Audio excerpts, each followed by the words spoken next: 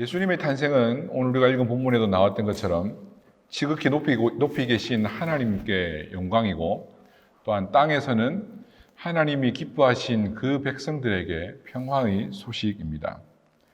그래서 우리는 이 성탄을 언제나 즐거워하고, 이 성탄 시즌은 우리에게 기쁨을 주는 그런 시즌이기도 합니다. 하지만 올해 크리스마스는 우리가 겪은 중에 가장 쓸쓸하고 적막감이 감돌기까지 하는 그런 크리스마스입니다. 아침에 한 9시쯤에 이제 집에서 나와서 또 스콜라나 길을 보는데 정말 차가 한 대도 안 지나가고, 그리고 간혹 걸어 다니는 사람이 몇몇 눈에 보이는 정도였습니다. 참 낯선 풍경이었죠. 근데 어쩌면 오늘 이 분위기가 첫 성탄의 그날 밤의 분위기와 오히려 더 닮았을지도 모릅니다. 첫 성탄의 날에도 사실은 축하도 없었고 큰 파티도 없었고 휘황찬란한 트리 장식도 없는 아주 조용하고 고요한 그런 시간이었습니다. 어느 부모에게나 할 것 없이 자녀의 태어남은 기쁜 일이죠. 인생 중 가장 큰 경사라 할 수 있을 만한 일이죠. 더군다나 첫 아이, 오늘 본문에는 예수님을 첫 아들이라고 기록을 하고 있는데, 아들이든 딸이든 첫 번째 아이가 내 품에 왔을 그때를 한번 생각을 해 보십시오. 참 그날의 그 감격은 잊을 수 없는 그런 우리 인생의 큰 기쁨의 날입니다. 우리 아이들은 객지에서 태어났습니다.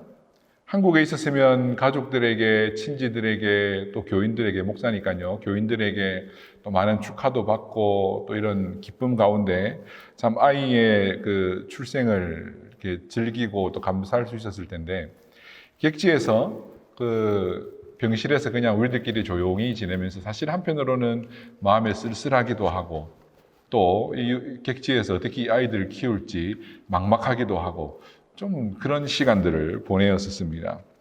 어쩌면 예수님의 탄생도 이와 같은 시간이었을지 모릅니다. 결코 안락하지 않은 환경이었고, 원래 살던 곳을 떠나왔고, 그런 상황 가운데서 이 첫 아들을 받아서 이 말 구유에 누인 이들의 마음은 어땠을까요? 이들 부부는 여관의 자리가 없어서 첫 아들을 강보에 싸서 말 구유에 뉘어놓고 이 아이를 보며 축하하고 감사하고 조금은 쓸쓸한 적막한 그런 탄생의 시간을 보냈을지 모릅니다. 예수님은 헤롯의 위협으로 인한 큰 두려움이 그 세상에 덮여있던 그때에 태어나셨습니다.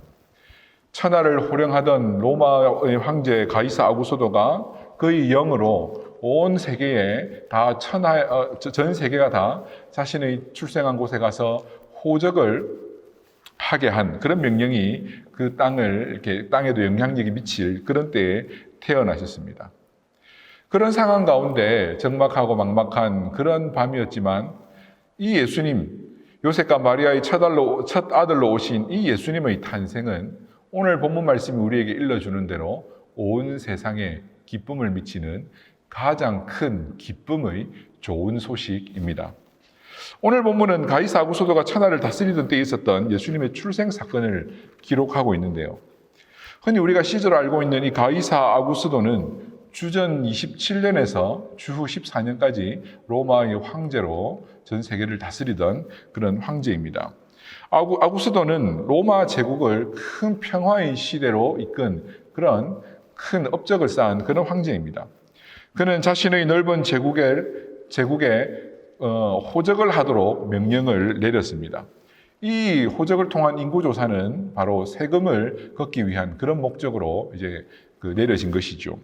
누가는 그가 복음서를 기록하면서 이 복음서의 서두에 복음에 대하여 처음부터 자세히 살펴서 기록하겠다라고 이제 이렇게 복음서를 시작하는데, 그가 이 복음에 대하여서 자세히 이 일들을 살펴서 기록하면서 이 가이사 아구스토가 천하에 호적을 하도록 명령을 내린 이 사건 가운데 예수님이 태어나셨음을 기록하고 있습니다.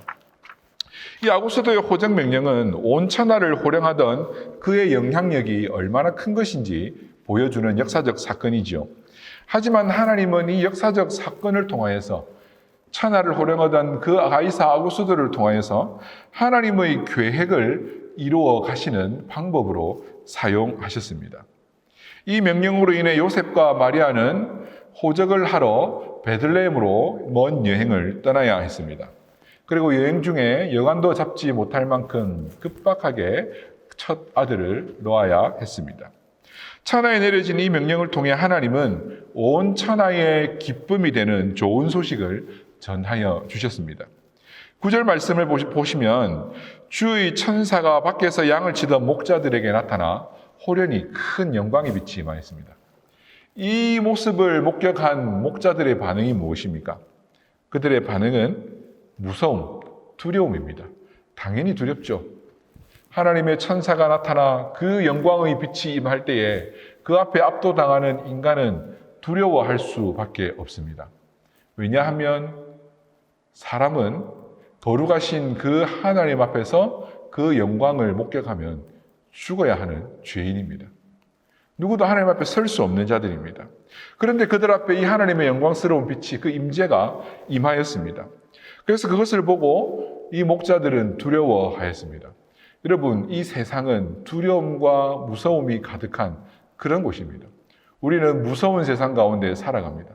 가이사 아구스도가 천하를 다스리며 천하의 영을 내려 호적을 하러 가게 하고 그런 영향력들이 곳곳에 미치는 그런 시대입니다. 그 놀라운 세상의 권한과 그 권력 앞에 두려움과 무서움을 느낄 수밖에 없는 그런 삶의 시절이었습니다. 이런 시절에 하나님은 그 천하의 호적을 하라고 명령을 내린 그 가이사 아구스도의 치하에서 바로 우리를 향한 가장 큰 기쁨의 좋은 소식으로 오신 예수님이 베들레헴 땅에서 약속하신 대로 태어나도록 이 부부의 길을 이끌어 주신 것이죠. 주의 천사는 이 목자들에게 이 기쁨의 좋은 소식을 전하며 무서워하지 말라고 하십니다.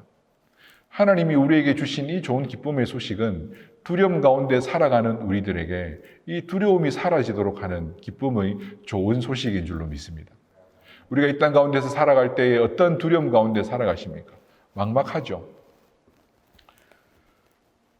이런 생각이 들었습니다. 참 이런 상황 가운데 믿음으로 버틴다, 믿음으로 이긴다 그러는데 믿음으로 우리가 믿음이 없는 건 아니잖아요. 그죠? 다 믿습니다. 믿는데 왜 두려울까? 때로는 걱정도 되고 왜 삶에 이런 염려들이 우리에게 생길까? 믿음이 없어서일까? 믿음으로 이긴다는데 믿음이 없어서일까? 저는 여기서 이런 생각을 해봤어요. 믿음이 없는 게 아니에요. 믿음이 있어요. 근데 우리의 믿음이라는 게 우리가 믿음으로 구원받는다고 하니까 우리의 믿음이 대단한 것 같지만 우리의 믿음을 보시고 하나님이 긍휼히 여겨주셔서 우리를 구원하여 주신 것이지 우리의 믿음이 흔들리지 않고 변하지 않고 하나님을 든든히 붙들고 끝까지 설 수 있기 때문에 우리가 믿음으로 구원을 얻어낸 게 아닌 것이죠. 우리가 하나님을 믿는다고 하지만 그 믿음으로도 어쩔 수 없는 두려움과 세상의 염려와 걱정들이 우리의 삶 가운데 다가오는 것이죠. 그래서 믿음으로 그것을 다 이겨내는 것이 아니라 믿는 자에게 하나님이 은혜로 다가오셔서 우리에게 이렇게 말씀해 주시는 것이죠. 두려워하지 말라. 무서워하지 말라. 내가 너와 함께한다. 우리가 믿음으로 이겨내는 것이 아니라 믿는 우리들을 하나님이 불쌍히 여겨주셔서 이 상황 가운데서도 위로 얻게 하여 주시는 것입니다. 그래서 2000년 전에 마리아와 요셉의 첫 아들로 오신 예수님의 이 소식은 온 세상의 두려움 가운데 사로잡혀 살아가는 모든 우리들에게 오셔서 이 두려움을 떠나가게 하는 좋은 기쁨의 소식입니다. 그러면 왜 예수님의 오신 이 좋은 기쁨의 소식은 우리에게 두려움이 사라지게 하는지, 어떤 좋은 기쁨의 소식인지 11절에서는 천사가 조금 더 자세하게 이 좋은 기쁨의 소식이 무엇인지 우리에게 설명해 주고 있는데요. 11절을 보시면 오늘 다윗의 동네에 너희를 위하여 구주가 나셨으니 곧 그리스도 주시니라. 세 단어를 우리가 주목해야 되는데, 첫째, 예수님은 다윗의 동네에 오신 이 아기 예수는 우리의 구주가 되십니다. 우리의 구주. 그리고 두 번째로 우리의 그리스도가 되십니다. 그리고 이 그리스도는 우리의 주가 되십니다.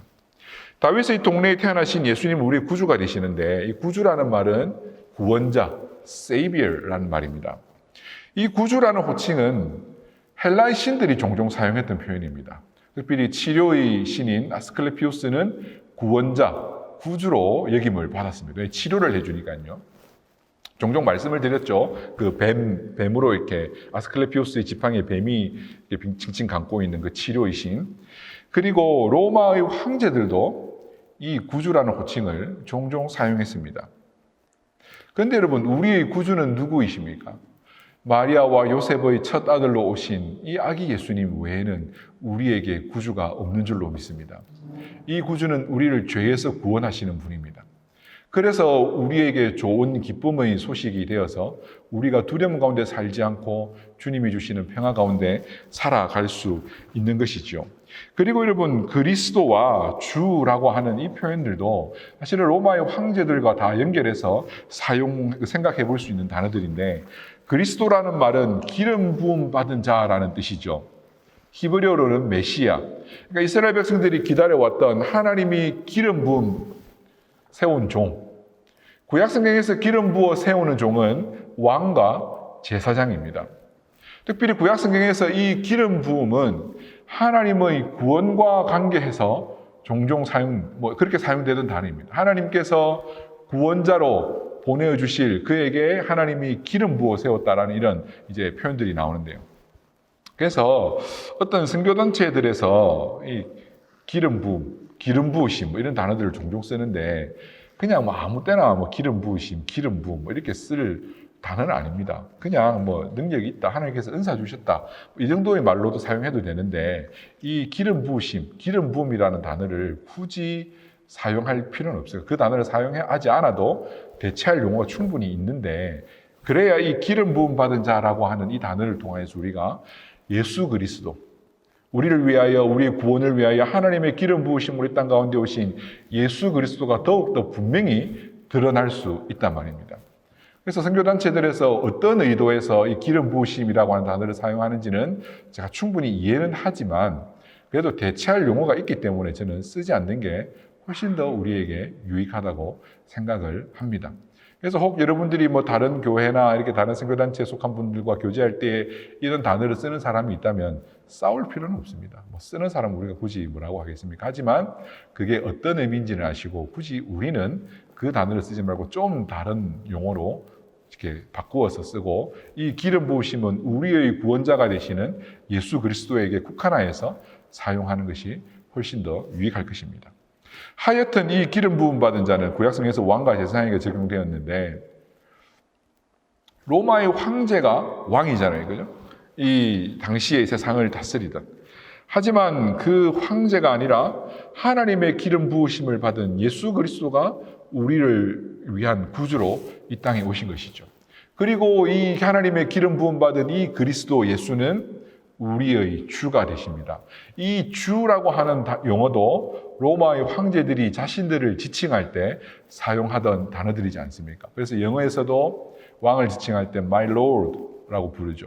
헬라어로는 퀴리오스라고 하는데, 이 헬라 황제, 그 로마의 황제들이 자신들을 지칭할 때 사용했던 이 주, 사실은 그 황제들이 주가 아니라 이날, 이 적막함 가운데 이 고요한 밤에 태어나신 아기 예수가 우리를 위하여 오신 유일한 우리의 주가 되시는 것이죠. 그래서 우리를 위하여 오신 구주요, 우리의 구원을 위하여 기름 부음 받으신 우리의 그리스도요, 우리의 삶의 주가 되시는 예수님이 태어나셨기에 이 아기 예수의 탄생은 우리 모두의 기쁨이 되는 것입니다. 우리에게 기쁨의 가장 좋은 소식이 되는 것입니다. 그래서 14절은 이렇게 말씀합니다. 지극히 높은 곳에서는 하나님께 영광이요, 땅에서는 하나님이 기뻐하신 사람들 중에서 평화로다. 이 하나님이 기뻐하시는 사람이라는 말은 바로 하나님의 백성들입니다. 구약적 개념으로 생각을 하면 이스라엘 백성들이 되겠죠. 하지만 더 이상 이스라엘 백성들에게만 국한되는 것이 아니라 이날 태어나신 이 구주를 자신의 구주로 믿는 고백하는 모든 이들에게 이제는 하나님이 기뻐하신 자 백성이라고 하는 이 칭호가 내려지는 것입니다. 이 하나님이 기뻐하신 자 이 백성들이 이제는 하나님의 평화의 소식 가운데, 하나님의 은혜 가운데 살아가게 되는 그런 놀라운 기쁨의 좋은 소식이 우리 가운데 이루어진 것입니다. 마태복음 1장 21절은 예수라고 하는 이름의 뜻을 이렇게 말해줍니다. 아들을 낳으리니 이름을 예수라 하라. 이는 자기 백성을 자기 죄에서 구원할 자이심이라. 예수라는 이름은 하나님이 우리를 구원하신다라고 하는 뜻입니다. 그래서 이런 부모의 신앙을 담아 자주 사용되던 이름입니다. 예수님만 이름이 예수가 아니었고 이 당시에 많은 남자 아이들이 예수라는 이름을 가졌습니다. 많은 하나님의 백성들이 자기 아들을 통하여 하나님의 구원을 바라보며 믿음의 고백을 하였습니다. 하나님이 우리를 구원하신다. 하지만 하나님이 우리를 구원하신다고 하신 이 약속의 온전한 성취는 바로 이 베들레헴 마구간에 태어나신 아기 예수. 이 예수님을 통하여서 하나님께 영광이 되고 하나님이 기뻐하신 자기 백성들에게 평화가 되는 이 좋은 기쁨의 소식이 이루어진 것입니다. 죄로 인한 두려움 가운데 살아가는 우리에게 예수님은 참 평화의 소식을 전하여 주십니다. 7절에 보면 첫 아들이라고 하는 용어를 누가가 사용하고 있거든요. 예수님을 놓았다 할 때 이제 첫 아들을 놓았다. 이것은 그러니까 예수님 이후에 마리아가 예수님만 낳은 게 아니라 예수님의 동생들도 놓았다. 그러니까 예수님에게 동생들도 있었다라고 하는 정보를 주기 위한 표현일 수도 있겠고, 여기에는 조금 신학적인 의미가 담긴 표현일 수도 있습니다. 누가의 의도를 정확히 알 수는 없지만 분명한 것 하나는 예수님은 우리의 그러니까 우리를 위한 하나님의 첫 아들로 이 땅에 오셨다는 것입니다. 그래서 첫 아들이 되셔서 뒤따르는 모든 동생들의 삶의 길을 열어가시는 분입니다. 원래 이 첫 아들이라고 하는 이 용어는 사람에게보다는 좀 짐승들에게 더 자주 사용될 수 있는 표현인데 어떤 의미냐면은 구약의 율법에 첫 번째 태어난 소사는 하나님의 것입니다. 첫 열매, 첫 새끼는 하나님께 드려야 됩니다. 그것은 첫 새끼를 하나님께 드림으로써 모든 것이 주께로부터 왔음을 고백하고 모든 것을 다 드려야 하지만 첫 소산으로 하나님께 모든 것을 다 드림을 표현하는 것이죠. 원래는 사람도 첫 아들은 하나님께 드려야 합니다. 근데 사람을 드릴 수가 없으니까 사람의 첫 아들들을 대신하여 하나님께 드려진 자들이 누구입니까? 바로 레위 지파들입니다. 이스라엘의 모든 첫 아들들을 대신하여서 하나님은 레위 지파를 구별하여 이스라엘의 장자처럼 여기시고 하나님의 성전에서 수종드는 자들로 세워 놓으신 것이죠. 그래서 모든 이스라엘 지파들은 그 레위 지파에게 먹을 것을 공급해야 되는 것입니다. 왜? 자기들을 대신하여 하나님께 바쳐져 생업을 포기하고 살아가던 자들이기 때문입니다. 예수님은 우리의 첫 아들로 이 땅에 오셨습니다. 예수님의 첫 아들로 하나님께 드려져서 뒤따르는 모든 동생들의 그 담당해야 될 것들을 미리 감당해 주셨습니다. 우리를 위하여 죄의 대가를 치르심으로 죄의 용서를 우리에게 허락하셨고 죄에서 죽으시고 다시 부활하심으로 말미암아 예수 그리스도를 구주로 고백하는 모든 동생들의 부활을 책임지신 것입니다. 바로 이렇게 오신 예수 그리스도, 이 아기를 통하여서 우리는 예수 그리스도를 통하여 구원받고 부활을 확보하며 그 은혜로 말미암아 이 세상에서 누릴 수 있는 가장 큰 기쁨의 좋은 소식을 누리게 되는 것입니다. 세상의 첫째라 할 수 있었던 로마의 황제는 당시의 백성들에게 자신의 목숨을 내어놓을 수 없습니다. 세상의 첫 아들들은 동생들을 위하여 자신의 목숨을 내어놓을 수 없습니다. 하지만 하나님이 보내신 이 첫 아들은 우리를 위하여 자신의 생명을 내어놓으심으로 우리의 구주가 되시고 우리의 그리스도가 되시며 우리의 주가 되셔서 우리가 죄 가운데서 더 이상 두려워하지 않고 살 수 있도록 우리를 구원하여 주신 것입니다. 그래서 우리의 구주요 그리스도요 주가 되시는 이 첫 아들 예수님의 오심은 이 소식을 들은 모든 이들에게 가장 큰 기쁨의 좋은 소식입니다. 이 천사를 통해 가장 큰 기쁨의 좋은 소식을 들은 목자들은 베들레헴으로 가 이 마구간을 찾아 이 천사가 일러준 이 말을 확인하려고 합니다. 12절에는 이 아기를 확인할 수 있는 표시가 무엇인지 알려주는데 바로 한 아기가 강보에 쌓여 구유에 누워있다라고 알려줍니다. 이날에도 많은 아기들이 태어났겠죠. 이날 뭐 설마 예수님만 태어났겠습니까? 그죠? 그런데 이날 태어난 아기가 다 예수님이 아니라 이날 태어난 아기 중에 강보에 쌓여 마을 구유에 뉘어져 있어야 예수님인 것입니다. 여러분, 아무리 가난해도 아무리 힘들어도 자기 아들을 마을 구유에 뉘는 사람은 없습니다. 예수님은 그 정도로 이렇게 안락하지 않은 상황 가운데서 태어나신 것이죠. 이 천사의 소식을 듣기 전 이 목자들은 두려워했습니다. 천사들을 보았을 때 그 영광의 빛 가운데 압도당하고 두려움을 느꼈습니다. 당연한 일이죠. 죄인이 하나님의 영광을 목격할 수 없기 때문이죠. 그런데 이 목자들은 아기 예수께 경배하러 나왔습니다. 이게 그냥 예수님이 태어나셨으니까 경배하였구나 라고만 생각할 수 있지만 사실은 조금 더 많은 것을 우리는 발견해낼 수 있어야 됩니다. 뭐냐 하면 하나님께 도저히 나아갈 수 없던 그 인간들이 목자의 직업이 당시에는 천한 직업이었거든요. 천한 직업이었어요.